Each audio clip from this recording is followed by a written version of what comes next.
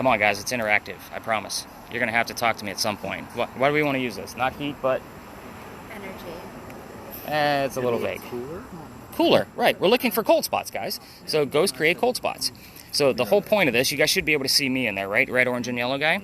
Sorry, fellas. What does that mean? I'm the hottest thing inside the picture right now. Yeah, more jokes. I got them.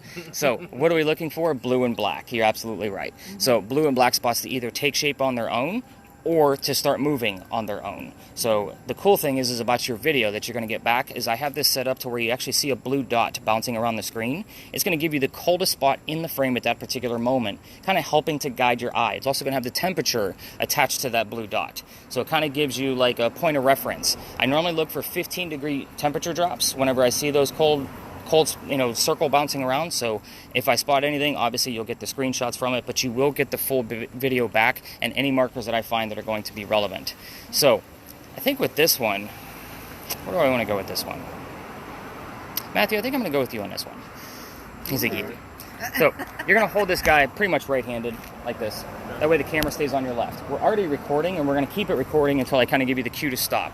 As great as that hardware is, the software sucks, guys. If we record for too long, we're going to actually lose some footage, and I don't want to do that. So I'm going to give you the cues to kind of keep it going back and forth.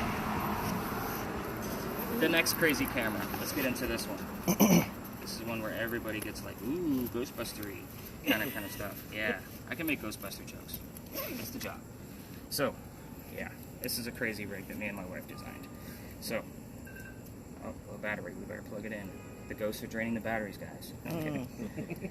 So this is a camera that we keep plugged in all the time for a specific reason, just because it doesn't last like the 2 hours that it's actually what I need it to actually last for. So there is a battery pack attached to it. So, very boring, but I'm going to show you a black screen. You should not be able to see anything in that tiny little GoPro right there. Yeah, I know, very boring stuff. So let's kind of turn on some lights, and that way kind of give you guys the gist of what we're actually looking at here. I just lit up 24 infrared LED lights. These are lights that you cannot see with your own eyes, obviously. So we're looking at these red lights here and the red lights that are actually instilled into the front of the camera. The hope here is that we're going to be able to capture something we would normally not be able to see with our own eyes. That's the whole point of this camera. So we will be using an accompanying item to go along with this. So this particular camera can actually capture orbs pretty quickly, and they come up very, very clear. However, any colors that may show up in them is going to be irrelevant because the infrared lighting will not capture it. So I'm going to start this recording just to make sure it's going to stay on for us, just because sometimes the heat and humidity likes to mess with the devices a little bit. So, Leanne, was it? This one's going to go to you. So within your party, just so you guys know, feel free to intermingle your devices. So I know you just said it, gosh darn it, I wanted that camera. Let's get into the accompanying item that goes along with that. So, sucks because somebody just turned on the car lights. This is the neuralizer for Men in Black. None of you are going to remember anything that's going to happen. So, see, jokes. Lasers. So, good thing you shut off his car lights. So the whole point of this is that through the camera that I just handed to Leanne, you can actually see them like a Christmas tree, and you won't be able to see the lasers till something actually passes through it. So the whole point here is that we're looking for motion. It's going to pass through these lasers, things that should not be there. So the other piece that we're going to be using with this is going to be the red grid. The red grid, in the event we capture something here, I can put it in 3D software and give you the full 3D view of what we caught along with measurements. So again, I've had this guy for about a year. The software hasn't been able to take anything just yet because the pictures have been slightly too blurry. So again, hopefully tonight is going to be our night. So because you guys are probably going to intermingle, Quinn, was it? Yes. Look at me getting names down. Lasers, stay on the ground. Whenever you're using them, this one, actually, see where my index finger is? That's where the button is. So you have to hold it to be able to keep it on. Make sure the laser is always touching the tip of your shoe. We want to keep lasers in control because there is a laser law in Charleston. This one has a light switch on it. Once it's on, it's on. So be careful not to move it around too much, and make sure you turn it off before you get relaxed with it. Fair? I will tell you when lasers are going to be safe. So the two of you will be working together, just so you know. She's like, I don't want to work with him. That's crazy. Yeah, just to make sure you have it in control. spirit boxes. I hope I can. So we're going to be using several different types of spirit boxes tonight. What the heck are spirit boxes? These are ways for us to communicate with the dead. So we're going to be using several different styles. This one in particular is kind of like the one you guys see on TV. It's basically the white noise that they give you, and then your host will tell you what he thinks he heard in the middle of the screen. Yeah, we're going to be doing that in real time, only with a little bit of a different method. Because listening to white noise for 2 hours, plus the history I'm going to give you, somebody's going to fall asleep. Like, that's just how this goes. So, with that said, these are slowed down, allowing the radio chatter to come through. So, Marcus, when you're listening to this guy, I'm expecting you to hear radio, DJs, song lyrics, commercials. I want to know what you hear out of those type of things. If you hear "Welcome to Charleston," I want to know that you heard "Welcome to Charleston" out of a commercial. So again, it's a 50-50 shot. We can tie it to the location of where we are, a person in history we're discussing, or something going on with one of you guys. It happens all the time. Now the cool thing is that Marcus is going to be the only one to hear this because he's going to have an earbud in. So tomorrow morning, y'all are going to get the recording back from this, and I'm going to spot check it. Whatever he hears in real time, I'll be writing down on my little notebook, so that way they go in your notes. I will also spot check it and give you about 15 to 20 more items of things that I find when I'm going through this recording. So it's already set, it's already recording right now. So the only thing you need to worry about is, first off, earwax is gross, you get to keep these. I don't want them back. So your volume button is right here, it's a wheel. So again, I'm going to make sure it's turned all the way down so you don't get blasted in the ear, but you'll have to undo the twist tie to the earbuds. That one goes to you. Should I put this in my pocket or just carry it? I would carry it. Most people carry it.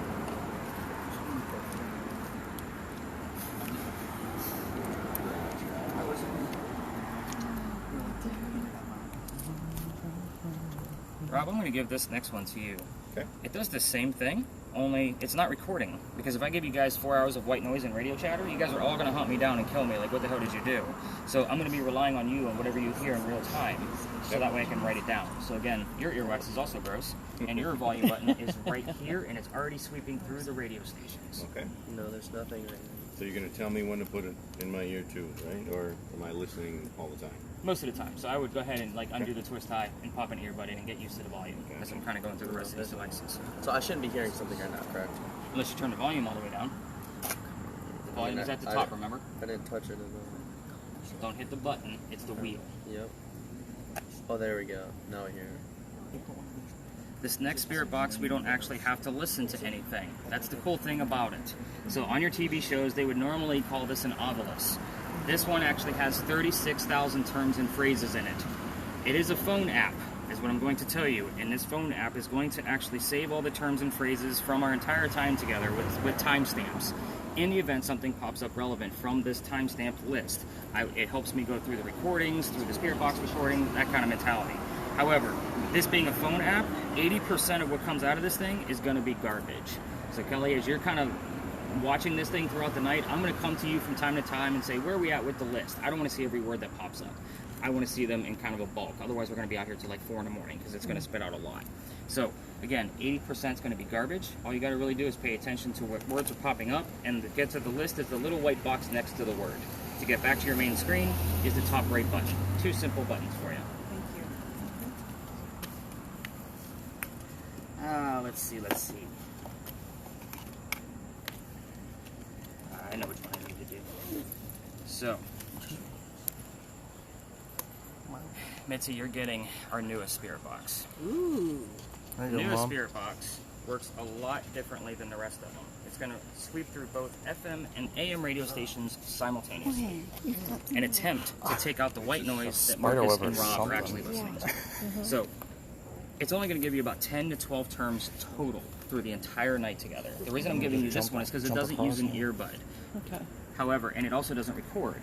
But Matthew's video camera, like, it actually records audio. So if obviously the two of you are working together and you miss something, it'll pick up on the regular audio, so we can check on it later. The only thing you need to worry about is how to hold it. I'm also doing this because you have a cup in your hand, so I'm making things nice and simple. Okay. So the blinking lights is the top. On your right-hand side, when you're looking at the face of it, there's a mute button. It's the only button there, and I have it on mute right now, just until we get past the ponies, because we will be near horses very soon, and they don't like the white noise. Okay. Oh. Looks like a video game almost. It is.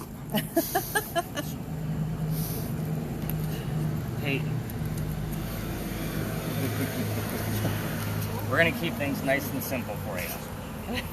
So you guys have all seen these on your TV shows, right? So this is a K2 electromagnetic field meter. It's going to measure anything electronic. So your phone, wiring, parking meters. I use this one to debunk a lot of things, meaning it's something man-made and not a ghost.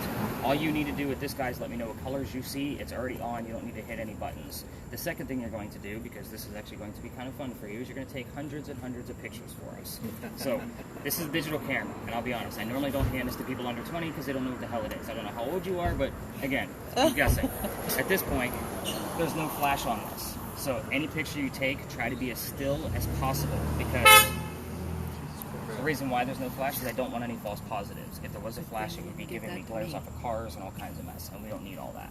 I will lighten up pictures that are too dark, but literally take hundreds and hundreds of pictures. Have fun with it. In the event that it actually shuts off, your shoot button is the biggest button all the way to the right. The power button's right next to it. So you are double-fisted, so I'm going to keep your mind busy. Nice. What you got there, Mom? Is it John? Yes. Oh, man, look at me. Well done. Yeah, So, you're my multitasker because you haven't said a word besides your own name. So, we got to get you talking. So, last but not least, this is what we call a millimeter. This millimeter has 3 different functions to it. So, it's going to have an electromagnetic field meter in it, just like Peyton's. So, hers actually is, like I said, to debunk, yours is a little bit more accurate. So, your big numbers, anything above 2.5 is what I want to know. We're going to debunk things first. We're going to see how high it'll go, so forth and so on. Bottom number is ambient temperature. In the event Matthew finds something on his camera, you and I can find out if it's an actual cold spot or something from a man-made object using this probe right here at the top. Okay. The last thing it has a motion sensor. Anything that's close to the antenna that I just pulled out, it's gonna go off. I'm not touching it right now. I'm touching it now. So again, anything gets close to you, it will kind of trigger different colors and all kinds of things, and you and I are going to talk about that at the first location we'll use it. So that's 2 stops from now, just so you know. Okay. For now, get used to the numbers and how they move around, and you guys are all set. All right. Everybody's all geared up. Repeat, am I pressing something? How does this work with what Quinn has? You had said that they would work together. They do work together. Okay. Mm-hmm. Yeah, so our next spot is when I do that demo, so that way you guys are going to do the demo, not me. Okay. You got it. Sounds good. All right, you guys got really quiet, so this must have got really serious for a lot of people. So, like, holy cow, this I know, is we're definitely studying. not a We're ghost trying to story. make sure we do this right. So you're kind of on a Ghost Hunting 101 crash course. Just kind of look at it that way, because we are going to be talking a lot about different types of supernatural things that go on at Charleston. All right, so you guys are going to make me talk all night, so I'm going to take a quick drink, and then we're going to talk about why we start here. Kind of give you the gist of why we get started at a weird street corner. I just think it's cool to look at. Oh, I thought you were looking at the windows to see. Well, I am, but I can seal different I guess colors. since you already did that, let me kind of make things very, very clear. 3 cameras are working right now. People do not like their cars to be filmed. Actually, all 3 of you are right here. They don't like their cars to be filmed, their pictures taken of, and people don't like to be filmed themselves. We will be in spaces where there may be parked vehicles or people's apartment buildings. I will always kind of give you that clue and that heads up, always. But again, if somebody's going to their vehicle when we're in one of these weird spaces, I will do like a, Andy's coming. You'll point your camera towards the ground, and obviously you have a cell phone, so you'll hold it just like you are now, and of course you'll stop taking pictures. So again, people just don't, they get a little weirded out. And especially if I was a car thief, Matthew's camera would be my first choice. Because I know exactly how long those cars have been sitting there based on their heat signature. Yeah. Yes, I know. I study this stuff way too hard. So let's talk about why we started here. Big John's. Of course, the place is haunted. That's why we're here. So, Big John's, this place used to be owned by a football player. His name was Big John Kennedy. He named it after himself. He played for the 1947 New York Giants. Now, whenever I'm giving you the history or anything about the location of where we are, I will always slow down on the specific keywords that I commonly hear around that specific location. For example, the keywords here would be 47, New York, Giants, anything relatable to a bar, and the name John. So, here's why the place is haunted. John used to sit in the back of the bar, and he would tell the bartender if the cadets coming over from the Citadel, if they were old enough to drink or not. One night, 2 guys came in, they're not old enough to drink. So he has the bartender throw them out, and they leave pretty angry. They come back the next night, and they try to steal the cash register from the front of the bar. John sees what's going on, he slams down his beer, probably spilled it everywhere, and he goes over and just starts pounding on these guys, just beating the heck out of them. A couple of gunshots go off. John gets grazed in the neck, but the bullet lands behind him in the wall. John gets up, after being the only one that's been shot, by the way, and he goes back to the bar, tells the bartender to get him another beer, get the 2 guys on the floor, and ambulance. Now, normally if I tell you that a building is haunted, you automatically think of some tragic death that occurred here. What's haunting this place is the bullet hole. It's allegedly still here. even if the new renovation of Big John's filled it in, Big John's blood is still inside this building. However, the reason why I bring all of this up is because people that sit in the front of this bar where that bullet hole is or used to be have a tendency to get a headache, nausea, or dizziness. Fingers crossed we're going to be dealing with paranormal activity tonight, because that's why you guys are all here. However, if anybody feels any of those symptoms tonight, I'll need to know immediately so we can move the whole group and get that person to safety. And we will always blame the heat and humidity first. Again, not everything is going to be paranormal that happens on our tour, just so everybody kind of has it. And now we have a mom staring at me like, what did we sign up for? So we're going to be fine, but I have to put out that warning because things have happened in the past. So I have to put it out there. So let's get our mind off of our own health, because Leanne's like, we're going to bail. Like, so, big earthquake here in 1886. Did you guys know that from other history tours? All right, so, well, there was a big earthquake here. Now you know. Yeah. And it's weird because we're supposed to have hurricanes, not earthquakes. Yeah. Now, this building behind me, Big John's, is allegedly where the first death occurred from that earthquake. The white mantle you see in the middle of the building also wraps around the front. A piece of the front of it broke off, hit somebody in the back of the head, and killed them, and apparently you can see his ghost in the middle of East Bay Street. I said apparently and allegedly a lot with that because I have no proof. It's just a great segue so nobody's thinking about getting sick on the tour, even though I just brought it up again. So, is everybody ready to go ghost hunting and have some fun? Yeah. All right, let's do this. Let's get Peyton to lighten up a little bit. We got this. We're gonna do this.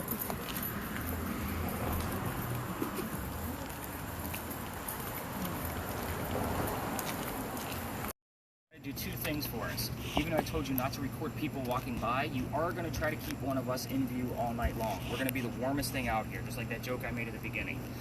So the reason why I say that is because it's much easier to capture cold spots when there's obviously a much difference in temperature. Yeah. So there's going to be an array of color on that screen. Otherwise things are just going to turn orange, and that's no fun.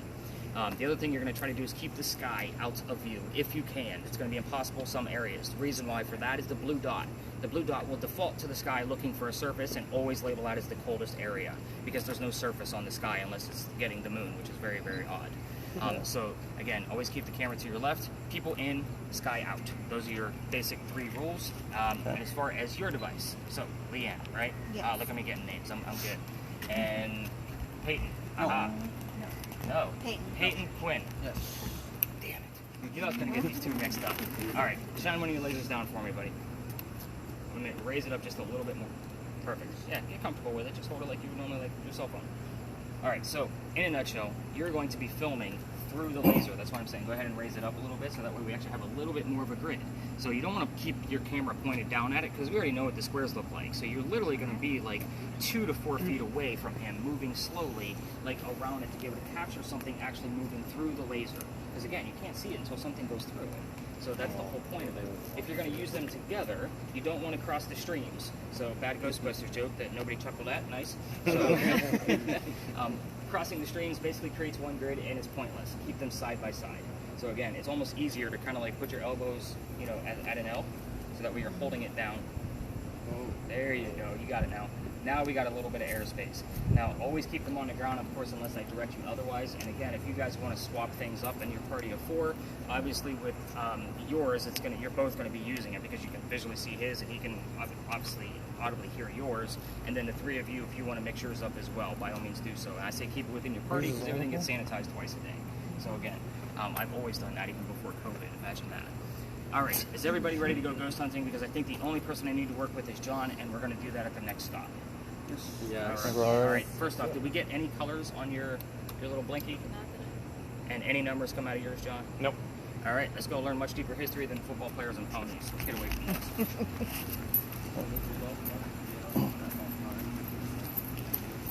I guess I'll check in the back of the group. So apparently I have to have all Just y'all. got to have one person in front of you. I'm gonna have all y'all. Oh, I'm yeah. getting everybody. Okay, but are you recording me? I'm not recording. I'm just holding a cell phone, bro. Just hold my phone like this. What color do you have? I have a 5.0. Another one in red? Just went to red. Nick. There was a 5.0 right back. We just got colors over here. Remember, these 2 devices are measuring the same thing, just with 2 different styles of device. So you get a 5.0 and about a 10 to 25, which is max.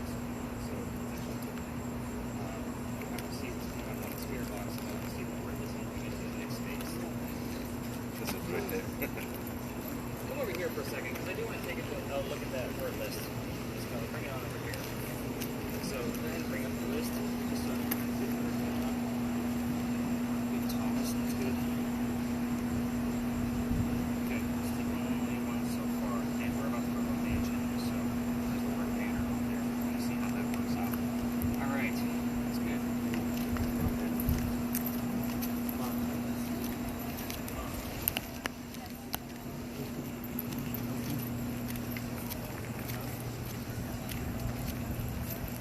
This wall.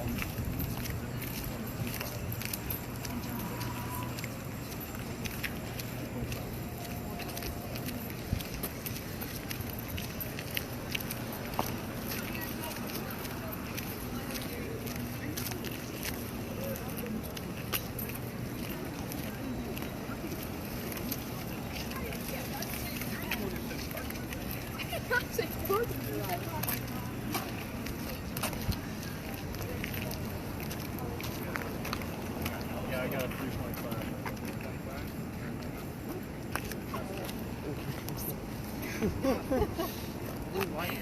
Whoa.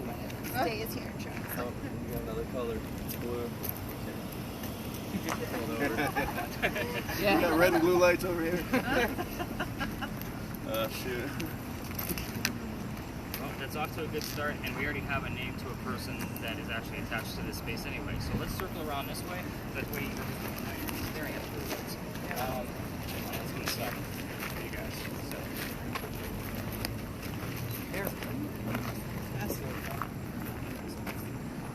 Those words actually pop up the same way that the spirit boxes are working. It is scanning through radio stations, and whatever it recognizes out of its 36,000 word dictionary is what it's providing you in the word list.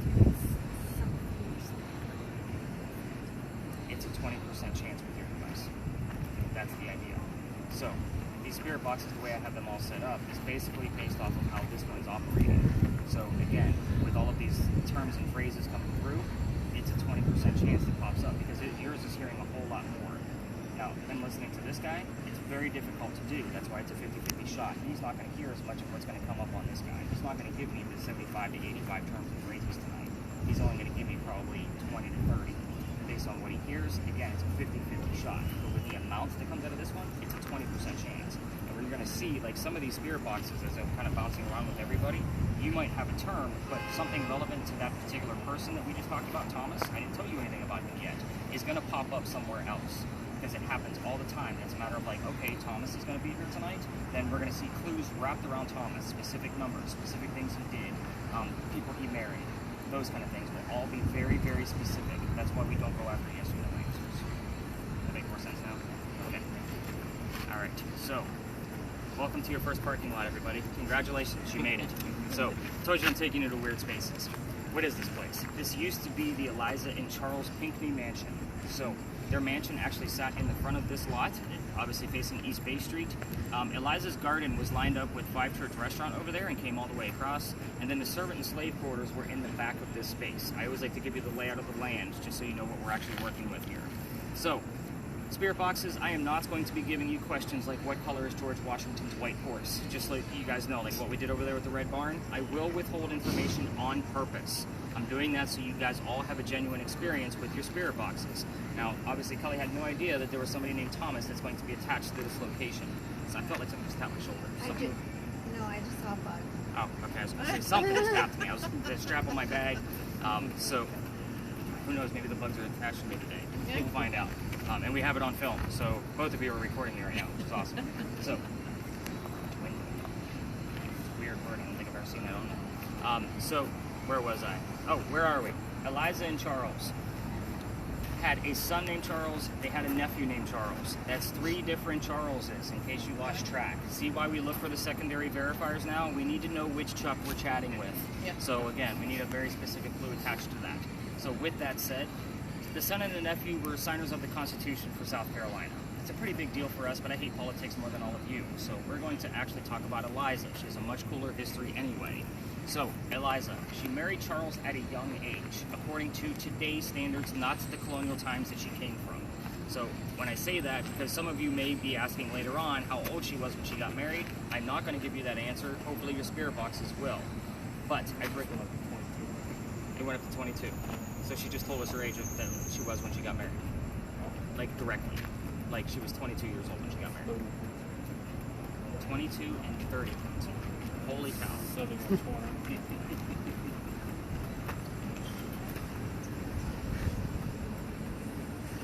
So, let me stop here. I'm going to explain what all these numbers mean, just so, because you guys are all looking at me like, what are you measuring? What is going on here? So basically, I usually wait for these high numbers, but the fact that it's going to proceed the story is very interesting, and I'll tell you guys afterwards, because we don't normally have numbers this early, at least that high. So this is basically measuring electrical fields. So basically, think of your cell phone putting out a pulse. Your cell phone's going to put out anywhere between a 5 to a 10 milligauss pulse. So again, kind of think of it that way. Your TV set, has a bunch of wires behind it. If you set John's device behind your TV, you'll get about a 40 to 60 milligauss. So again, that's how much electricity is in the air behind your TV. Your microwave running on high, and you're standing next to it with that device, is about 150 milligauss, average, 150 to 170. The highest reading I've ever seen out of that device has come out of this space. Out of all of my investigations that I've ever done, it was a 214 milligauss, obviously in an area where there's no electricity. Those are dangerous levels. So again, for a guy with seizures and epilepsy, we got out of here. Like, I wrapped it up and we moved on. Like, again, that was kind of all right, I need to go for my safety at that point.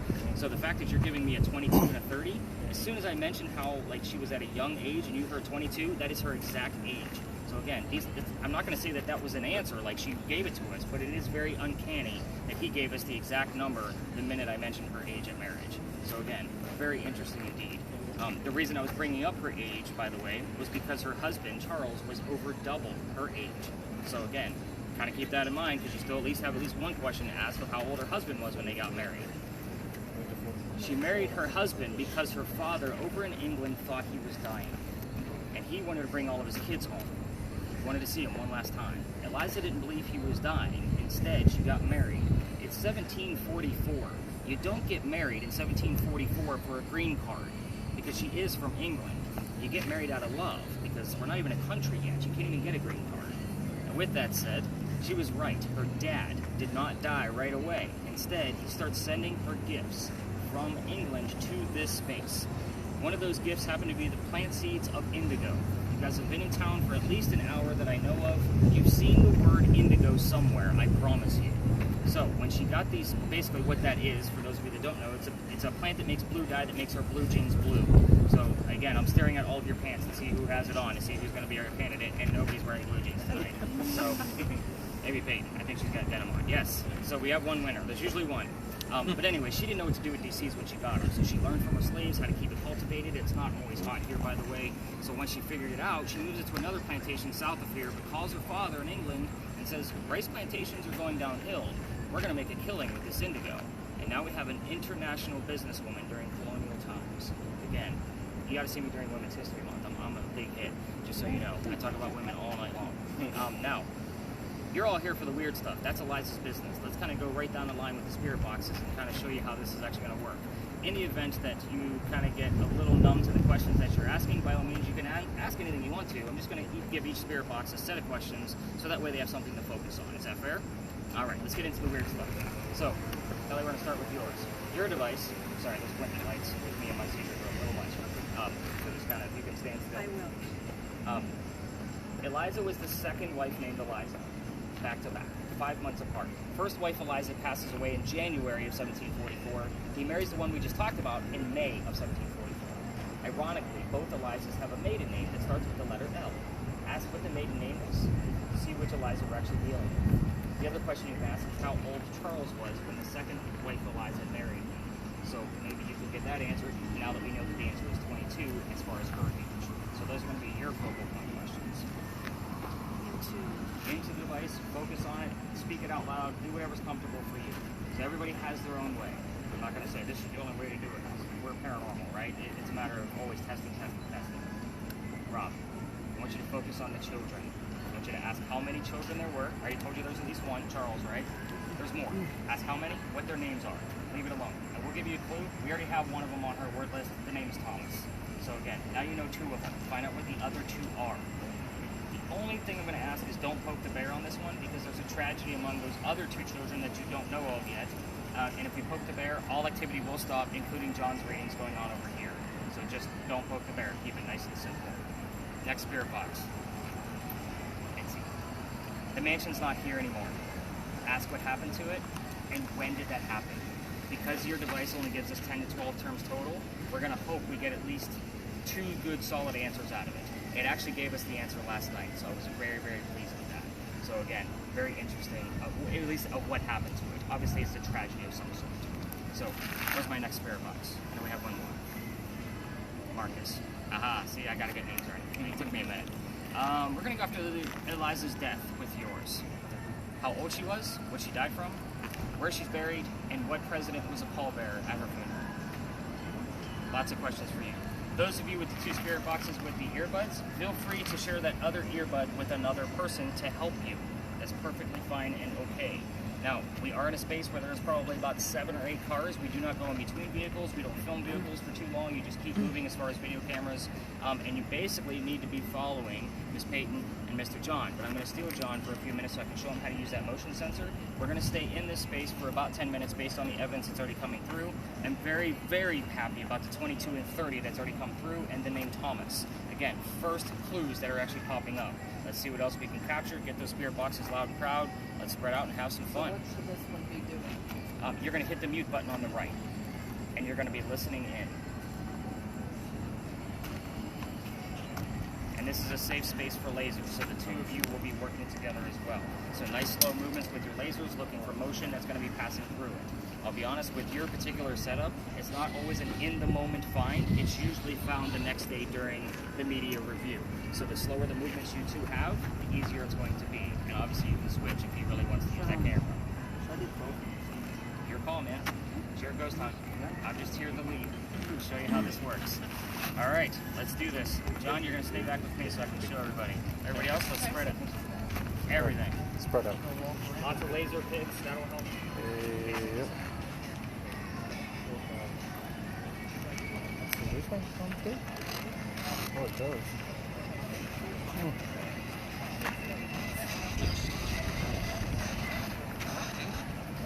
What the heck? What happened to the mansion?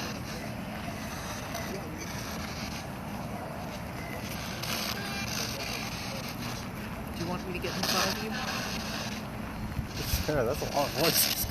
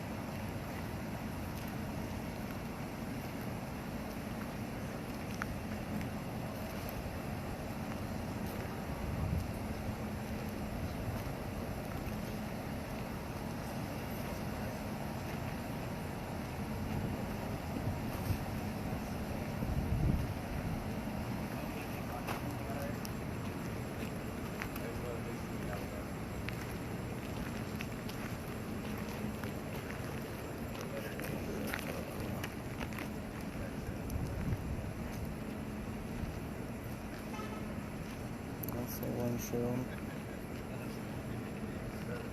No, they're not. But still like to write it down. You never know. Sometimes we get things buried off of Big John. It's like a penal. So I see what goes on with that. All right.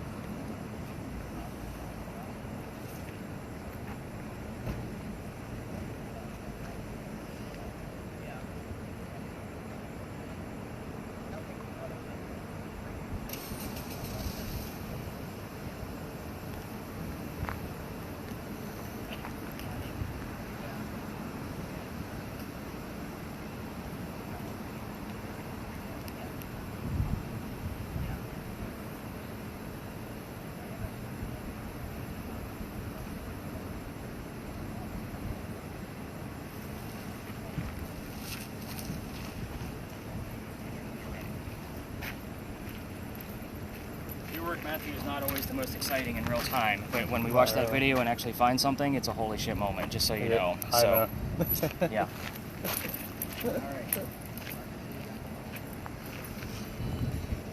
Are you hearing any words come out of that, Mom? No. No? We heard like a fuckload of words coming out when you first started it. I mean, just Now there's like nothing. Can you understand that? So fast.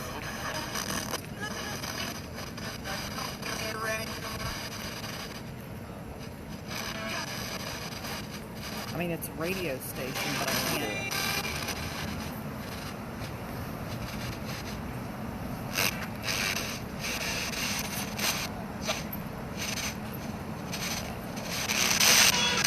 Walk around like over there or something with it. I'm just trying to get as much of a view as possible. That's all I'm trying to do. That's why I was like standing in the middle and whatnot, so I can get the most angle on everything. Help you pick your indigo?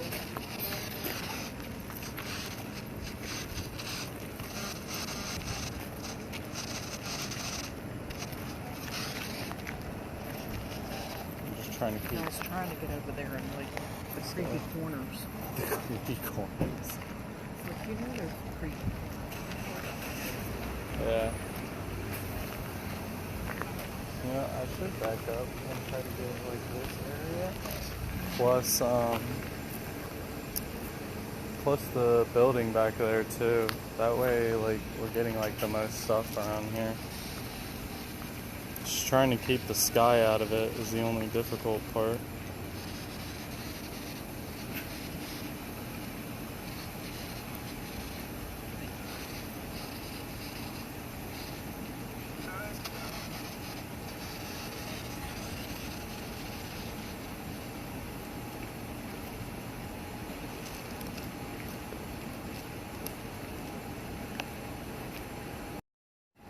Let's turn it off.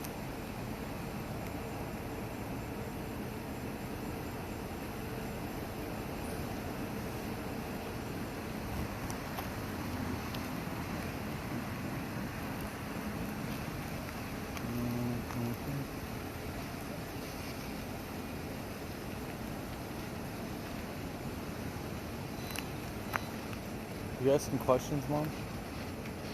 It is. What did it say? All I get is static. Do you want to trade? Do you want to trade? Would you like to hold the phone? I can do that. You want to trade Okay. for a little while? There you go. Be careful with that thing, because it'll slide out. And then just, like he said, try to make sure, cause you'll know when the sky is up because you'll see this giant dark bar up there, and you just gotta keep that out of it as well. Somebody's smoking that skunk. Yeah, I guess so. What's the winning lottery number? No, you need to ask her what happened to her mansion. Oh, Oh, what happened to your mansion?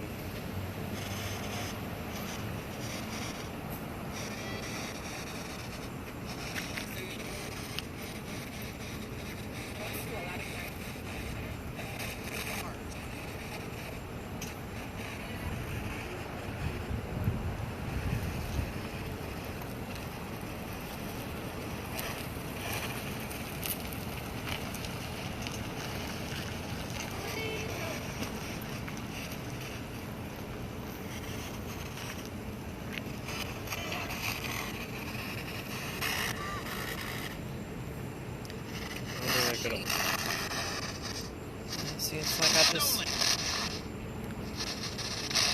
like a radio station. It's not like. So hard to do and so fast.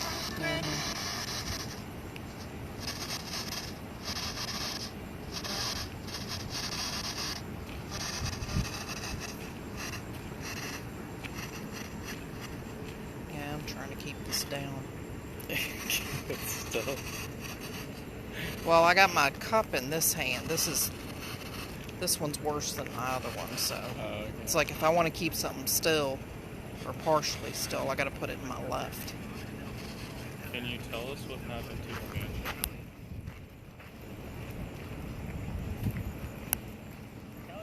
Kelly. Looking for you, my dear.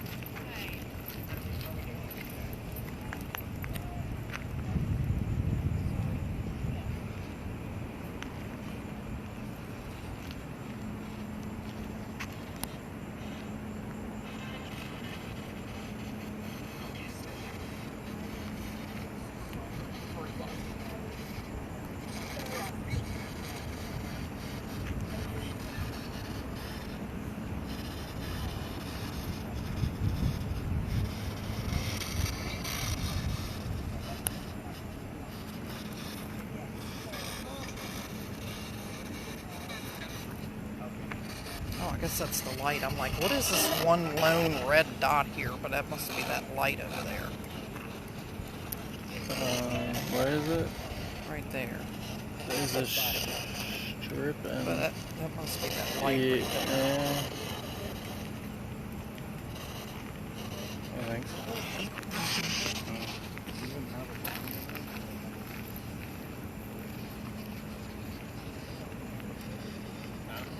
Where is it at? Right there. So that must be that light right there.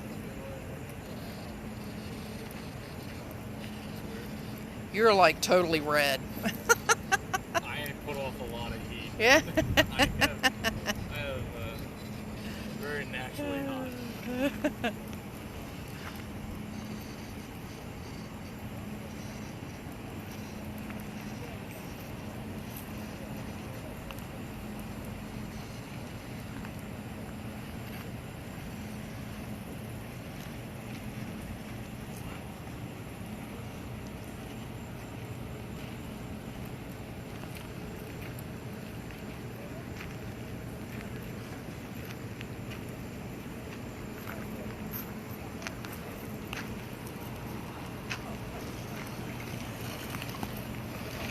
Still don't hear anything but like static. Well, it's weird because, like, I'm trying to see, like, how often, like, when it's sleeping through, like, if it's ever repeating, like, the same stations, but, like, it goes on, like, a long static pause, essentially.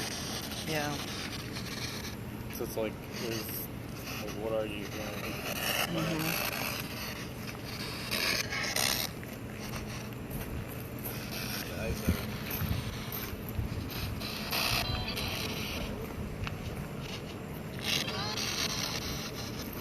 But even like whenever it does pick up a station or something, like I can't tell what it's saying, you know. It's like, how do you, like, how you supposed to pick, like, I heard that was, like, easy, but that's the radio station, that's something putting it in, like, whatever.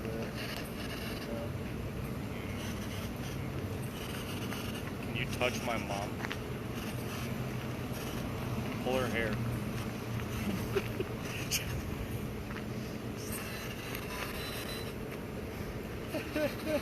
Is that thing beeping? Yeah, that's that.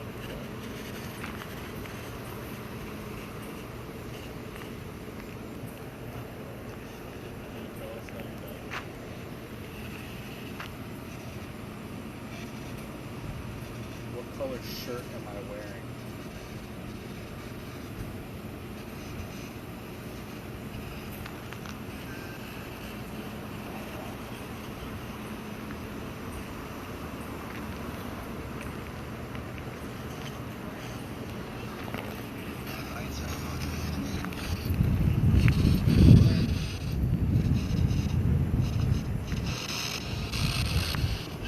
See, I always try to get in like the places where it's like there isn't anything.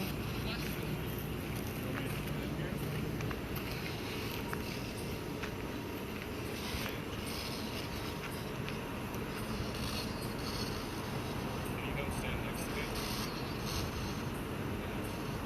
Show yourself on this camera. It's very warm, so. Well, now you're not all red like you were. What do you mean I'm not all red? You're not all red like you were. Doesn't make any sense. There must be something else nearby or something, I guess. Yeah. Can you come stand next to me? Not you, Mom. You have the camera. Okay. I want something to show up next to me. Mm.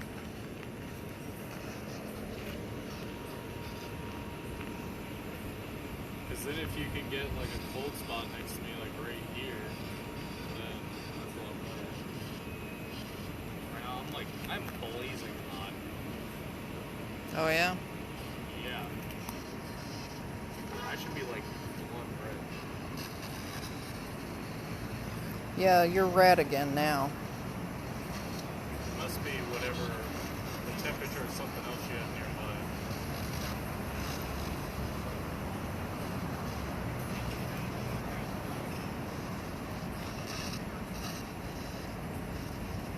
What was her name? Eliza? Eliza. Oh, Eliza, can you come stand next to me? On either side of me? Alright, Yeah. Love it. You probably, was it too much for you? Oh no, no, it's fine. Actually, I have a trimmer, so I prefer not to hold a camera, but I let him do it some. Okay. Like I said, switch it up. You guys should be experimenting. Yep. I'm going to give you guys the answers to all this. Have you heard anything? I am trying. I hear a billion things, but I don't know what's what. Can you make anything out, no matter how silly it is? Yeah, I mean, I hear like a bunch of words, but it's Like like, what? I can't. We'll find out. Yeah. Once I start revealing the Mute it. Alright, for those of you with video cameras, go ahead and stop them. So, Mitzi, that would be your orange square. Where's the other camera now? So, if you want to run yours in here, we do capture a lot of orbs. So, go ahead and turn your camera on in here too, and just kind of keep it pointed one way or the other. So, it was just weird that I seen another tour down here. I like to come here because the other places don't come here. So, just weird to see another tour group kind of walking through. The garbage is a little strong. Let's move a little further down. Alright, this will work. So, we can use lasers. However, if you're going to use lasers, you're going to stand against that wall and shoot them here. And then you're going to be shooting those lasers like in the middle of them. So that way we can actually see if anything's going to happen in between the space of the lasers. Who has the lasers now? So if you want to go against that wall and pick one to shoot at the wall, you can. But then you're going to actually stand right where Peyton is, and you're going to shoot your camera going this way. You got it. Perfect. So go ahead and flare one of your lasers up. I didn't try turning it on yet. You got it. Where am I? Press the button. Yeah, you have to hold that button on. You have to hold that one down and that one's a switch. So basically what we're doing with this, guys, is we're waiting for anything to kind of happen through this laser, and of course we miss it because I'm talking and keeping all of your attention, and we have it on film. So that's the whole point. So where are we? When we crossed that last crosswalk coming down East Bay Street, we actually crossed over where the original Charlestown Wall used to be. You're standing on one of the first streets we ever had. Oh, that little breeze coming from somewhere is really nice. I don't know where it's coming from, but maybe I should move over here every night. Normally I'm like right against that little scene. But the reason why I asked for names is because I have the full list of residents of every single person that's ever lived down here. It's not a lengthy list, so don't be super impressed. The two names I commonly hear down here are Benjamin and John. Now, they sound like very common names, but when I say people live down here, I'm only talking like 2 to 5 people at a time. Benjamin and John both lived down here in 1801. To make sure we have the right person, John likes to give us his last name. There were 4 different Johns that lived here in a 60-year time frame. John's last name was Johnson. John Johnson was his full name, and we will get the full name and the name Ben or Benjamin in the same evening. That happens about every 6 to 7 weeks. Again, I know that seems like a weird time span, but I've been doing this tour for 3 years, literally coming through here every single night for 3 years, except for the pandemic. You can kind of see that. So I can kind of see where the pattern is. Here's where things get weird. We're dealing with the stone tape theory. You're standing on Belgian blocks. These bricks have been here since 1739. The stone tape theory states that any stone natural from Earth that's been in the same space for a long period of time can hang on to the memories of the things that actually occurred in that space. I think we're dealing with the stone tape theory because these bricks are made of granite. They are not supposed to have any electrical charge to them whatsoever. Even when you break them, like at quartz, and you get a little bit of a charge that'll give us an EMF reading, we're not supposed to have anything coming out of granite. John, place your device on the ground and let us know if you have any numbers above 1.1. The reason I say 1.1, I expect that because it's natural from the Earth. We are within that 6 to 7 week loop that I normally capture a Benjamin and John. We did capture Ben's name here, I think it was 2 nights ago now. Any numbers? 8. An 8. Holy cow. So we captured a 5 here last night, and my whole group was stoked. So you have an 8. The highest I've ever seen it go is 15.7. There's nothing here underneath this crown to make that device go off. Again, it's dealing with the bricks. At this point, I almost want to test it further and say pick another brick in any other space and see if we can get something from it. Just kind of keep it within, I don't know, you pick. It doesn't really matter to me. So you had an 8. Holy cow. Oh no, I thought Now what do you have? Sorry. 1-1? That was an 11. So 1-1 is natural. So, wow, interesting. So, as far as the names go, if anything pops up, like obviously we have the name Christopher that showed up on the word list. If another clue about Christopher actually pops up, I'll obviously give you the list so that way you guys can see it for yourself. The other interesting thing about this alley is where it gets its name from. Before people lived here, the Freemasons had a Masonic lodge down here, hence the name Lodge Alley. So we will get terms relative to the Freemasons, including the word Illuminati. First off, you guys are listening to radio stations. Who the hell is saying Illuminati on the radio is my first question. Yeah. Second, why do I only hear it when we're in this space? Again, it's one of those pieces I can't make up. 6 times last year, verified. 3 times so far this year, verified. Again, somebody heard it here on the way into the alley, and I verified it on the recording. These are things I can't make up. So again, very weird space indeed. Let's go ahead and kill your laser, so that way your finger can take a little bit of a break. The next space we're going to go to, again, this is just a quick stop. We are going to go up to another alley. However, I can't take you all the way through it. Why? I've been kicked out. So you guys have all the blinky lights and all the lasers and that kind of thing, and it is considered residential at the end. And I'll explain why I got booted out of there, because that's the fun part of the story. Yeah, again, it is. But again, you're going to see other tours going down there about halfway. It's not fair for my 10 people to try and investigate a space this wide with 20 to 60 other people down it. However, I still tell the story outside of it, because we're going to stir some things up over there and hopefully gain some activity through the rest of our evening from that space, because they're going to be relatively close to it for the rest of the evening. So as we go through the alley, we're going to be cutting through a neighborhood. So those of you with cameras, you'll cut your video as we exit the alley. I'll kind of place you guys once we get near that alley again, because again, with those other tours coming through, they didn't pay to get filmed. You guys did. So we're going to be very discreet about our filming of down the alley, but we're going to get some footage anyway. So Leanne's like, are we sure about this? He's sneaking around now. Sorry, I keep teasing you, but again, this is a very weird space. I'm stoked about the 8. I'm stoked about Christopher, because I do want to say there's a Christopher on that list, but until I have something else to verify, I'm not going to call it evidence. So again, we'll take it for what it's worth.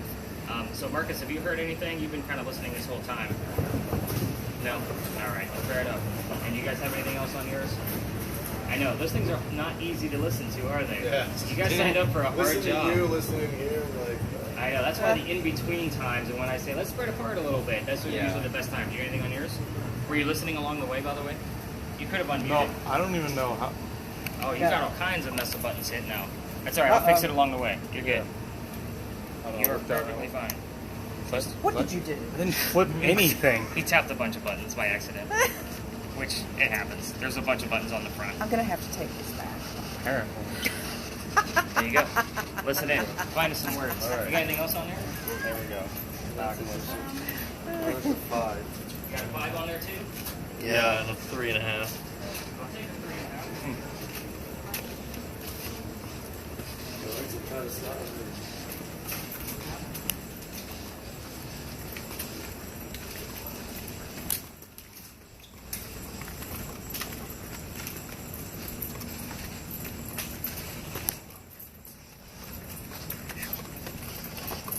This is kind of treacherous terrain.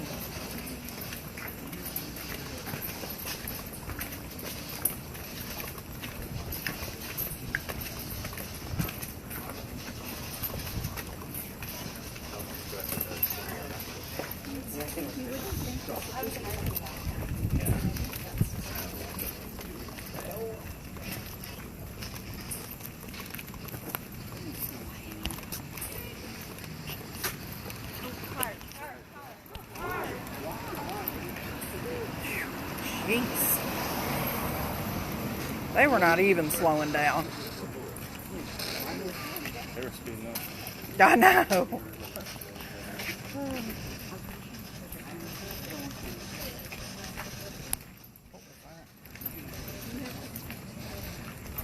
He's gonna want me to remember all the words that I'm hearing, but I'm gonna need like notes.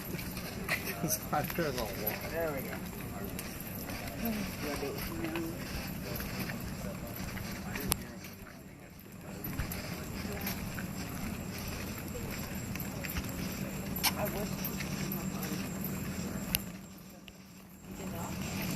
He said,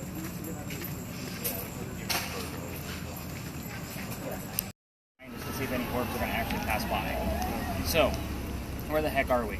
We are looking at Philadelphia Alley. This used to be called Duelers Alley. This is where some of the duels used to occur for the city of Charleston. So, we all tell the story of one specific duel. However, I tell the story a little bit differently because you're ghost hunting. You need a little bit more of detail than what the campfire ghost story ghost tours will tell you. So, let's get into this. A doctor moves down here from Rhode Island. His name is Dr. Joseph Brown Ladd. He moves down here because he's supposed to get married to his fiancée, Amanda. Amanda just inherited a bunch of money from her dead parents, and she has an attorney helping her out with all of this cash flow. Well, the attorney thinks that the doctor is after Amanda's money, so he tells Amanda, get rid of the doctor. So Dr. Ladd moves to Charleston. On his way into town, a coachman set him up to be robbed and killed. It was not a very good start to his stay in Charleston, but somebody was walking by. His name was Ralph Isaacs. I'm going to stop on Ralph because Ralph has the same initials as where the doctor came from. So RI will show up here quite a bit. We just need to know which clue, secondary verifier, so we know which character it actually belongs to. So again, Ralph Isaacs, Rhode Island. Those are the two main things, RI. But he says, dude, you don't want to stay here. I know this guy. He's got a gunman inside. He's going to try to kill you. I got a place that you can stay at 59 Church Street with some friends. They'll rent you a room. You'll be safe and good to go. The doctor takes him up on this offer, and the two become friends. The longer the doctor stays down here, the more his practice takes off. He's making a lot more money now. He's doing pretty well. Amanda's moving down soon. He becomes known as the Whistling Doctor. Now, every haunted city any of you will ever visit in the future will have a cliched whistling ghost. I can guarantee it. We all have one. I have proof. Let's get into the rest of the story. So him and Ralph go see plays together, but they cannot sit next to each other because the doctor makes more money. He gets better seats. It's just how it goes. They talk about these plays on the way home. They go see Richard III from Shakespeare one night, and they're arguing over the new actress. The doctor thought she was fantastic. Ralph, not so much. It gets even more heated when Ralph starts insulting the doctor's fiancée, Amanda, back home in Rhode Island. It gets really ugly and they go their separate ways. Ralph is from here. He goes to his friends at the newspaper and he puts an ad in the paper telling the whole city what he thinks of the doctor. Kind of a jerk move. The doctor sees the ad of what a disgrace he actually is, and he rebuttals with, let's go to Duelers Alley. We're going to settle this. So they come down, they take their 10 paces, they turn. The doctor pointed his gun in the air and he shot. He didn't want to kill his friend. He just wanted to have the courage and bravery to show up to this fight, which is often what happens at a duel, by the way. There's not always a dead guy. However, Ralph has his one shot, and he puts it in the kneecap on the doctor. Dr. Ladd doesn't die, but he drops to the ground, and Ralph proved his point that he's still pissed off. His friends pick him up. They carry him home to 59 Church Street, where the doctor dies 10 days later after refusing medical treatment. He probably tried to bleed this bullet out himself. So, the campfire ghost story part of this is that you can hear the whistles from the ghost as you're walking through the alley. Now, I will tell you if you're going to try this on your own without me, because I can't take you down there, I'm getting to that. But at the same token, turn on your voice recorders. Keep in mind, every local knows the story I just told you. Anybody walking up and down Cumberland is going to throw a whistle down the alley or Queen Street from the other side. I do it every single night when I'm done with you guys. We're going to end there. My garage is there. I have to pass the alley. If my daughter's on the tour, it's kind of a little game we play. Who's going to throw the whistle first? But she doesn't realize how fast Dad talks, and I do it first. So I win every single time she's here. So with that said, here's how I got booted out. I used to take my tours all the way down, and it would be no spirit boxes. We weren't using earbuds yet, so they were pretty loud. And it was about listening to your regular audio for the whistles. So, but I would also point out the bricks at the end of the alley, because this alley didn't always come all the way through, which means the bricks that I'm showing off are older than the ones that we have here on the Cumberland Street side. Those bricks are sun-dried bricks from slave children. There's a full handprint in one of those bricks and fingerprint swipes. And I'm sure you guys have all realized by now, I am all about the history, and it was a matter of showing how far we've come. So no matter the diversity of my group, I feel like everybody needs to see those bricks because it is a sad moment. I treat those bricks the same way I do a grave. I'm not going to get any activity out of it because that kid's not staring at that damn brick in the afterlife. However, my groups of 10 always want to huddle around that brick and try to get some activity. November 26th of 2020, that's exactly what happened. The whole group huddled around it, trying to get an EMF reading, listening to spirit boxes, and I'm trying to hustle them along, and it's outside a gentleman's dining room window of his beautiful mansion at the end of the alley. He's seen us standing there for night after night after night and was finally done. He come out screaming. My daughter thought it was great because Dad's getting yelled at, and we moved on. November 27th was Thanksgiving that year. I did not have a tour. I worked in retail for over 20 years, mainly for Walmart. You can understand why I took Thanksgiving off, and while I still took Thanksgiving off. November 28th was the next day, Black Friday. I did have a tour that night, but I got a phone call from the tourism office asking me to go down halfway like everybody else or to reroute my tour. I decided it's not fair for you guys. You guys got that gist already. So I told my team, we're going to wing it. I don't even believe in this ghost story, but we're going to see what happens. Tickets were much cheaper back then, by the way, just saying. So with that said, before we leave, somebody hears the name Anne on a spirit box. I did not tell them we are going to be investigating the female pirate Anne Bonny. Again, I'm a vampire guy, not a pirate guy. So again, I was like, all right, maybe there might be something happening tonight. We get up there, somebody else hears the number 300 out of another spirit box.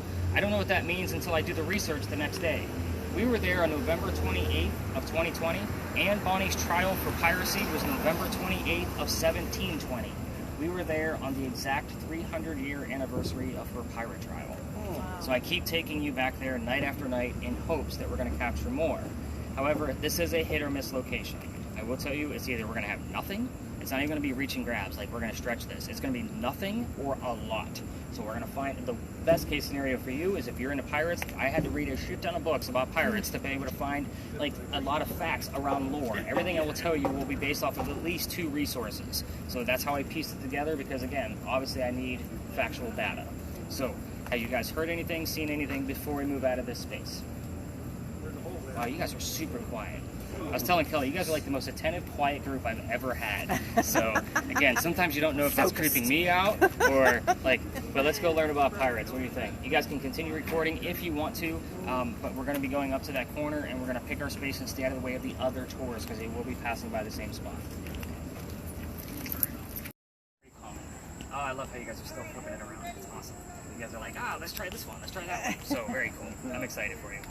All right, so told you, we're going to see lots of tourists cutting through here. It's funny that I seen that guy with that bright pink shirt earlier today, and I'm like, I bet you he's part of my group. So, and it's funny that I see him again tonight. We're going to be talking about that little building right over there with the crosses on it. First off, those are not crosses. Those are earthquake bolts. We talked about the big earthquake earlier. We haven't had one since, but earthquake bolts, if you're unfamiliar with them, are basically turnbuckles. So if we have another earthquake, which we haven't, like I said, you can turn those turnbuckles, and it's supposed to straighten the building back up again. Oh, wow. It's a great theory, it just doesn't work. So the reason they're there is because those are I talk about them as it's the first set of earthquake bolts that Charleston actually put in. You guys have been seeing earthquake bolts all over town in the shape of lion heads and pineapples and all kinds of weird messes because it's just part of our Charleston charm. They put those there because that's the oldest government building in South Carolina. It was finished in 1713. We are here because Anne Bonny, that I mentioned that we're going to be investigating, is familiar with this building. It's the same time frame. This is like using a toy to attract a child ghost. It's the same type of principle. I call it a familiar. So, we talked about the walls earlier too when we were back at Lodge Alley. Do you guys remember that?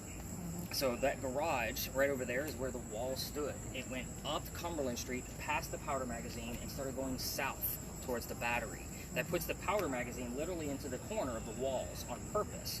Because if a pirate ship or Revolutionary warship tries to attack it from the water 3 blocks away, it's going to have a hard time making it this far, first off. If it does make it this far, the walls are 32 inches thick. It's protecting gunpowder. So it's going to have a hard time making it all the way through. We're going to pretend that it did, and it blows up the powder magazine. There's sand in the roof still there that was put there during its construction to go up with the explosion, because it can't go out the 32-inch thick walls, and then fall to put out the fire of the gunpowder to try to save some of it. It's a great idea as well, but that doesn't work either. So we know that's because another powder magazine blew up closer to the edge of the peninsula. This one's just never been attacked, even though it did serve in 7 different wars and 1 rebellion. The Civil War was its last servant. So kind of keep that in mind. Give you all that history again because I need to explain all of that. This building took 10 years to build. Does that sound like our government? Small building, 10 years? No, not at all. But the story of Anne Bonny actually begins in the middle of its construction. Follow me, there's a lot of twists on this one. 1708, young lady moves here from Ireland. She's here with her father and his mistress. The mistress is her mother. Is everybody with me so far? I have to slow down on that because if I don't, you guys get all kinds of twisted up. Now, the 3 of them are running away from his wife. You guys got me on that one? She's pretty pissed off. That's basically the gist of it. So, they land in Georgetown, just north of here. Dad buys a plantation. Mom dies pretty quickly. That means he has to send young Anne down here to Charlestown to be able to sell anything from the plantation to keep things afloat. Anne back home in Ireland was kind of a badass. They say she actually killed one of her servants when she was only 10 or 12 years old with a knife to the belly. Like, this chick is hardcore. So kind of keep that in the back of your brain as we go through the rest of her story. Fast forward. Building's done in 1713. Pirates are coming through town in 1715. Anne is stoked. She's about 16, 17 years old at this time. Don't ask me how I remember all these numbers, guys. It's just what I do. But at any rate, she falls in love. Guy number 1. Yes, I'm going to keep tally because there's a handful of them. Guy number 1 turns out to be James Bonny. You already see where this is going because we already mentioned her full name anyway. Now, Dad doesn't approve because he's a filthy pirate. So they run away to Jamaica. They get married. Anne Cormac becomes Anne Bonny, famous female pirate. However, James Bonny is not Captain Jack Sparrow that she was hoping for because every young lady during that time wanted a Jack Sparrow. So, this guy's a privateer. He's a spy, coward. He's a spy for the British, no less. So he's basically a traitor. This is not who she wants. She falls in love again a few years later. This is John Rackham, guy number 2, a.k.a. Calico Jack. This is the real person that they based your Captain Jack Sparrow character off of. So this is the real guy. Calico, yeah, he's like, yeah, now this is getting interesting. I saw that. I got this. So Calico Jack has his own ship, and Anne wants to be part of it, but you can't put a girl on a pirate crew. Does anybody know why? They're bad luck. Right. So he makes a deal with her. She's like, why do you know that? See, I'm sorry, man. I just got you in trouble. So he makes it. If you dress like a guy, you can be part of the crew. You just hide your gender. So she's okay with this because Dad used to hide her as a boy, the cross-dresser as a boy, to hide her away from his wife back home in Ireland. She's okay. It's a man's world. She gets it. But she's going to be a female in his quarters. That's how things go. So let's put 2 and 2 together. We're all mostly adults here. 2 and 2, being a female in his quarters, she's eventually going to get pregnant. You cannot have a pregnant pirate dude on the crew. Somebody's going to figure out that she's a girl. So before she starts the show, he drops her off in Cuba. Go have the baby over here. Come back later. We'll figure it out. These are friends of mine. They'll help you. She goes and has the baby, but returns with no baby. We have no idea what happened to the child. No amount of research I've done can give me any speculation either. But the funny part about all this is that she's dressed like a female. This makes Jack pretty angry, which means the crew is going to know that there was a female on the pirate ship this whole time. There's another pirate crew down below deck that Calico Jack just captured, and Anne's going to go flirting to make Jack even more mad, because now they're fighting because she's dressed like a girl. We're on guy number 3, in case you guys lost track. Guy number 3 turns out to be a female dressed like a guy to be part of the pirate crew that Calico Jack just captured. So now we have 2 females, dressed like males, on the same ship. Her name is Mary Reed. She was going by Mark Reed to become a pirate. So her and Mary become friends, possibly lovers. We're never going to know for certain, but the British find out where they are, and they send their entire fleet of ships to come down and take down this one lonely pirate ship. Anne and Mary are the only two pirates that are not drunk enough to come up and fight with their one-bullet flintlocks, probably because they don't know how to use the cannons yet, to fend off the British Army. It's not going to work out. They're obviously going to get arrested. Now, as they're being arrested, she looks at her captain, Calico Jack, Trabeau, and says, "You should have fought like a man instead of being hanged like a dog." Yeah. The word dog shows up here often. Again, that is a direct quote from Anne Bonny herself. So, the judge, he wants to see the two men that fought back so valiantly by themselves after he's tried and hung Calico Jack and the drunken pirates that wouldn't come up and fight. So, Anne and Mary go in front of the judge, they reveal their gender, they're trying to save themselves because they're ladies, he doesn't care that they're female, they're still pirates and he's still going to hang them. "We plead our bellies," was the last thing they said, because you can't hang a pregnant woman in 1720. It's illegal. So he sends them both back to jail and delays the hanging.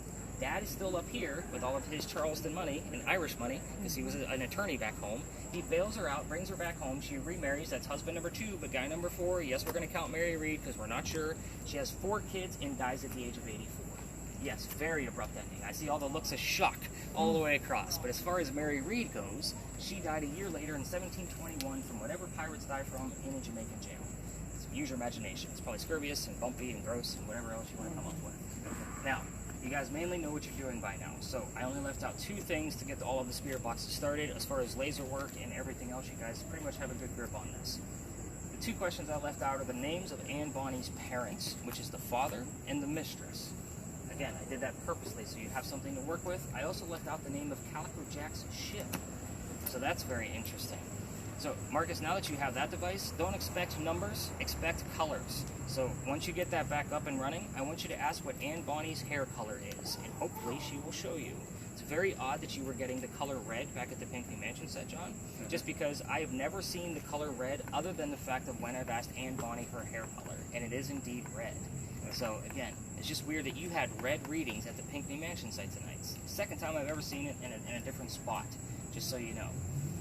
Before I have you guys kind of spread out and show you what to do in this location, I'm going to keep you for one more minute because I'm going to tell you why I give that heated warning at the top of the tour.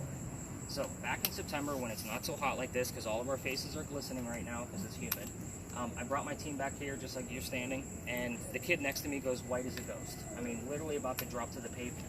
I have to pick him up by his armpit in order for him not to hit his head. His boyfriend picks him up from the other side of him, and we get him over to that wall, which is where we're going to end, and we get him a bottle of water. He's feeling better. I then tell my group the story that you guys now know. They didn't know what was going on. I spread everybody out to go play with their devices for one last time, and they pull me aside and say, "Nick, we have to tell you, we are 2 transgender males," meaning I had 2 females dressed as males, just like Anne and Mary, on the tour. And it made complete sense to all of us why one of them felt faint the minute we entered the space. These are the uncanny things that I see pretty much on a regular basis. I did have a young lady get sick last night, but I'm going to blame that on the heat and humidity. So again, her and her family had to go. Again, it was one of those pieces where I can't say it was paranormal. It's crazy hot out here and humid. So as far as that's why I give that heated warning, because again, psychics and mediums don't normally make it through the store, just so you guys know. It's usually a little too much for them. Those of you with cameras, I encourage you to go to the front of the powder magazine so you can actually see it and get us all some footage. That means you exit the lot and make a left. The only thing I ask is that you don't interrupt the other tours. You can use lasers in the front lawn of the powder magazine if you'd like. You know, poke them right through the grate, and with the cameras, you can put them right up to the gate as well. But again, the lasers are safe on this side as well. But with yours, Peyton, you're not going to expect colors on yours either. And again, the closer you guys get to those bushes, you're going to get numbers from your devices. It's coming from the parking meters and the electrical poles in the corners. So if you get anything past this halfway point on the back, super great. Closer to that, I'm not even going to bother with because I know what those readings are. They're going to come up 3 to 7 milligauss on both ends. So everything else, it's fair game. Let's do this. Let's crank up those spirit boxes and let's see what we can capture. I'm going to go throw my bag on the wall and see what we got going on. I'm excited about dogs showing up. We don't always see it.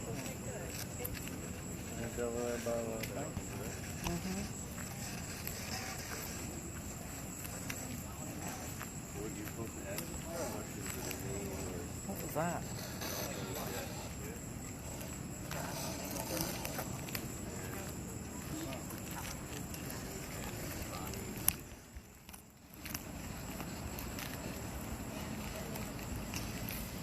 Alright, I done forgot. Is that recording now?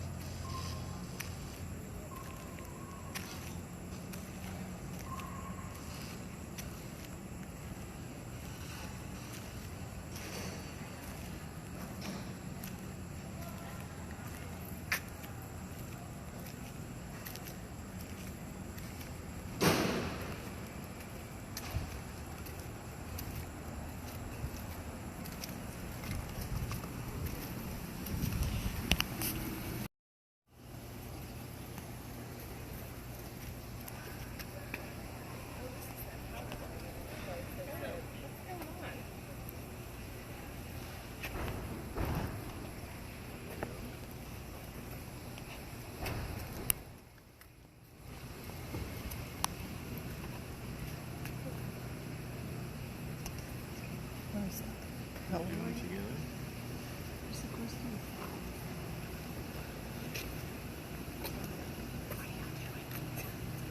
It's a ghost hunting tour. Everybody's so quiet. Yes, a hands-on ghost hunting tour.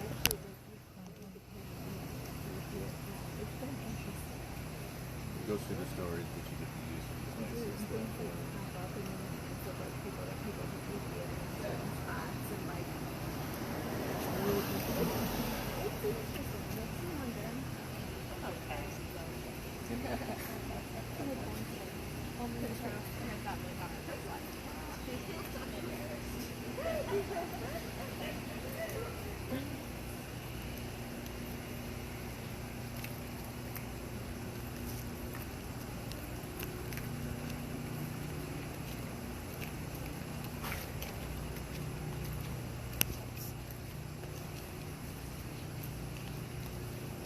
Oh, I can't read it.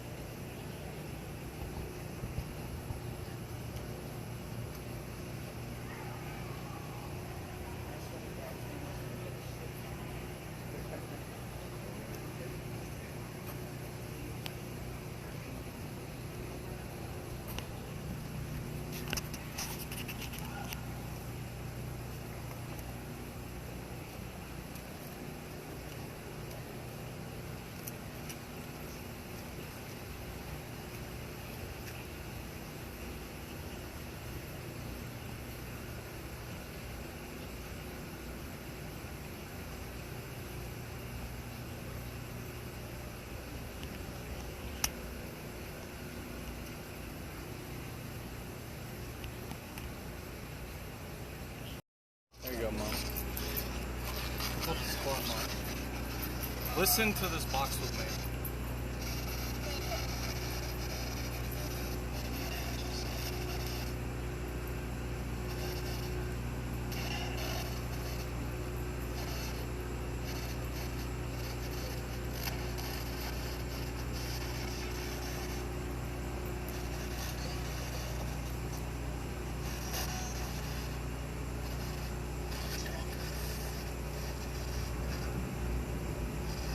Can you understand any of this?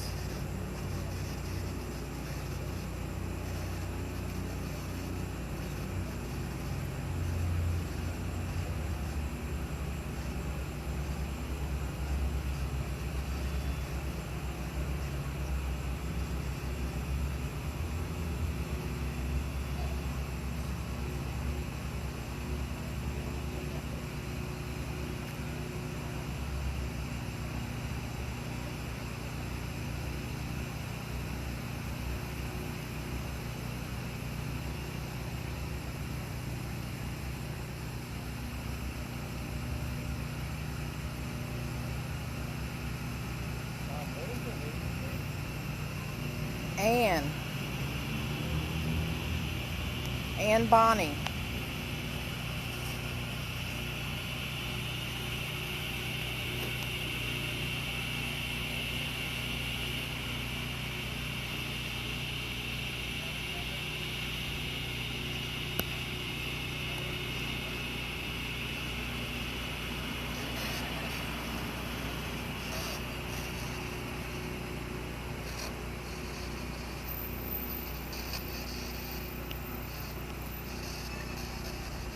I mean, it's like something's cutting through, but I don't know if it's a radio station or what it is. It's hard to tell. I think it's any words that you hear. I mean, you're closer to it than I am, so.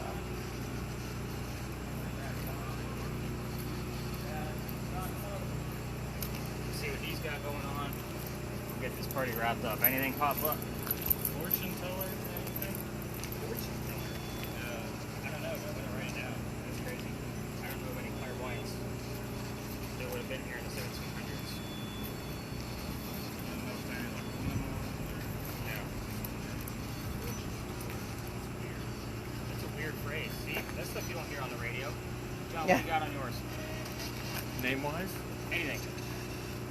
Oh, I was really just kind of focusing on What names did you hear then? I got the name Maurice. Okay. Anything else? No. Okay, anybody else have anything? Alright, so I'm excited about Kelly's word list. Obviously we had a lot of piratey terms come up as I was telling you the story of Anne Bonny. So we had pirate, rock, ship, and bottle. Or not pirate, it was ship, rock, bottle, something along those lines, right? Yeah. Shot Oh, it's shot. That's definitely relative to Philadelphia and Alley. ship. Rock, aim, Oh, aim as well? aim. Yeah. Hopefully something pops up around the doctor closer than just shot and aim. So like kneecap shows up, the year he was born, his death date, you know, those kind of things do pop up quite often. So I heard again, Philadelphia too, but I don't know if that's relevant. we are near Philadelphia Alley. Oh yeah, okay. So yeah, that's definitely relevant. Okay. Shot and aim. But they came up while we were here. Does that matter? We're still going to get that bleed over. We're not going to get anything from like the Pinckney Mansion site. We will get things relative to Charles and Eliza Lamb Pinckney because of where we are relative. I've been seeing that more. I know I told you cemeteries don't give us a lot, but again, I've been seeing that particular one more and more. Okay. But we will get things from Philadelphia Alley here. Lodge Alley, no, not so much. So again, Lodge Alley, while we're at Philly, yes, still relatively close. I'll see that little bit of bleed over. When did you get the name Henry? That was on the way to Philadelphia Alley, correct? It was not Henry. No, we had a Henry that showed up. Oh, I'm so sorry. Yes, it was Henry. So Henry, let me tell you who Henry is, and then I'll tell you yes. all the answers to the Anne Bonny questions. So 1 block away from here, we have the Circular Congregational Church. And by the way, it is a circular cemetery because the devil hides in the corners. That's exactly why they made it a circular church. Henry Lawrence Pinckney is buried over there, and I've been getting a lot of clues relative to him over here, and we got it as we were entering or getting close to Philadelphia Alley. So again, still relatively close, a little bit of a bleed over. He started a newspaper called the Mercury. So he was the editor of that for like 15 years, and then he was elected a nullifier for some 23rd and 24th Congress, like all this crazy mess of things that have been popping up around him lately. But again, very interesting. We have the name Henry, but I don't have any other clue that signifies that it is definitely Henry coming back to talk to us. But again, it's usually over in this particular area. Let me break out the tablet again. Show you guys what's going on here. I love that we actually got a lot of laser work in. A lot of people hesitate on that laser and where to point it. Wow, that was actually pretty close. I'm going to come down this slope. No, the bats were actually all by Big John's. They were in the trees over there. You guys just missed them. They all flew in it. Like as it gets dark, you see them kind of starting to flutter out a little bit. It's not the reason why I start there, I promise. I know I told you I'm into vampires, but not like that. So, Anne Bonny. This is one of the few pictures you can find of her with a shirt on. Why? Because Anne Bonny used to bare her breasts to show men that they were just killed by a woman. So, Oh my. I get a lot of teenage boys on this tour, and I don't need angry mothers on top of it. So, but again, I love this painting of her because it does show off the flintlocks that they used to use. I want to say that the flintlock in the painting is incorrect because they would have used more of a duckbill, which is a wider spread on the end of the barrel there. But again, who am I to judge? I wasn't there. Names of her parents: William Cormack, Mary Brennan. None of you were expecting a secondary Mary because we already talked about Mary Reed. That was the friend/lover. So Mary Brennan was the mom, but those were the names of her parents. I also like to show you who Calico Jack was. Sorry, Matthew, I didn't get a chance to show you the fully shirted woman. So, as far as Calico Jack, and that's because everybody gets all excited because that is the real Captain Jack Sparrow. He was named Calico Jack because of the jackets that he wore. They came from the British captains that he killed. So again, Calico Jack, fancy jacket. Kind of take that for what it's worth. The name of his ship was called the Kingston. Now, I don't expect Kingston to come up on one of your spirit boxes, except for, I don't even know where it is now. Oh, actually, Matthew has it. Except for his, because it's more susceptible to pick up those disembodied voices. So the word king would actually suffice in this location. So it does occur, yes. I did hear the song by a person called Kings But it's the artist. So they're not going to know who the artist is. They're looking for the words. So again, nice stretch, but it's a no cigar. Again, I'm not here to make, like really like, oh my God, dude, that's so awesome. Again, it's a matter of like, how is it actually coming through? So I am interested to see how this is going to pop up. That's actually one of the better word lists we've had in a long time. Again, I told you, some nights I might get 1 or 2 terms that are slightly relevant. Other nights we might get 15 to 20. So I think you guys all did a great job. Was this as scary as you thought it was going to be? I didn't think so. So again, it's all about the history. A lot of you guys asked me like really great, like inquisitive questions about like what I actually do out here in my investigations. So I'm actually appreciative of that. I am going to start collecting devices. What I am going to tell you about your tour data, I am actually going to go home and do all of your data tonight and text you in the morning, because I do have an appointment tomorrow afternoon that I need to make sure I get to. This would probably be the first tour that I've ever did all of the data directly after the tour itself. I normally wait till the morning. So I'm going to be up half the night going through all your stuff, and then I will be texting you between 9:30 and 10:30 with that link so you guys can start going through it. We're at the end of the month. Hooray for you, because I separate all of the data by month. It stays on the website for an entire year. So try to get to it in the next couple of days. It won't be varied by too many more tours after this. What's the date today anyway? Today's the 26th. So I have 5 more tours to go through that are going to be on top of yours. Everything is downloadable. All the videos go to YouTube. That way you can save the links. You can watch them however you want to. All the audio pieces will be MP3, so you can right-click them and download them. All of my notes that I will give you will have links in them. Copy and paste them into a Word document, and it'll carry the link with it. So that way you guys don't lose it, and you won't have to keep revisiting my website. What you will see at the top of your data page are 3 things. The podcast of my own investigations. Most of you asked about those tonight, and it is all in podcast and blog format. T-shirts. My wife designs all of my stuff for Stories in a Cemetery. She went to school for graphic design. She actually designed the logo that brought you guys to come see me. It actually, she just made shirts for you guys to say I went ghost hunting in Charleston, South Carolina. So those are at the top of the page too. And the last thing is I wrote a field guide of how to go through all of the media. So if you get stuck on like, what am I listening for, what am I watching for, there's evidence on that page too from other tours. So that'll be at the very top of your data set. It's kind of like a quick little field guide to help you guys along.